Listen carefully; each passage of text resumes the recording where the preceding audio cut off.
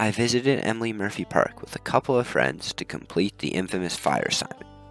At first, I was unsure how this task related to my chosen author, Ernest Hemingway, whose work is often associated with a rugged, hypermasculine persona.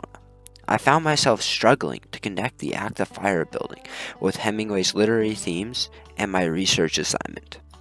When we first arrived, I hesitated to begin. I found myself reflecting on the symbolic relationship between fire building and masculinity, trying to make sense of the assignment before I began. When one of my friends offered to build the fire for me, perhaps in a way to move along the process, or maybe simply to be nice, I was really tempted to accept. It felt like a get out of jail free card.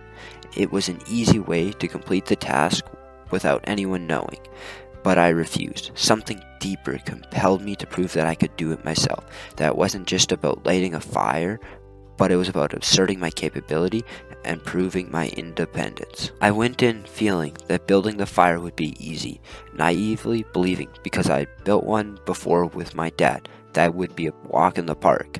No pun intended. This may be why I felt that the offer for help was insulting, and that he was challenging my masculinity, because I had done this before. I set up the fire in the way my dad had shown me while camping with him. In an attempt to connect with the more rugged and masculine parts of Hemingway's work and experiences, I chose to try to light the fire with matches originally. This, I believed, would be a tougher challenge and would allow me to connect more easily with the themes of masculinity. However, the first match I tried to use straight up didn't work. It bent right below the head, preventing me from being able to strike said match. In a way, these matches were like my Faulkner, my rival. They were what I had to prove myself against before I could feel masculine again. Failing to strike a match felt kind of embarrassing. It was almost like the matches were mocking my masculinity and I had to beat them to regain it. So I decided to try another match and another one, and they both had the same problem. So I tried just one more, and this time it didn't work as well. I examined the remaining matches in the box, and I saw that they all had the same flaw. Seeing that I was in this unwinnable position, I switched lighting devices to the lighter my dad had given me just before I left my house that morning. I knew I was fighting an unwinnable battle in the process of lighting the match, and used a lighter to light my fire.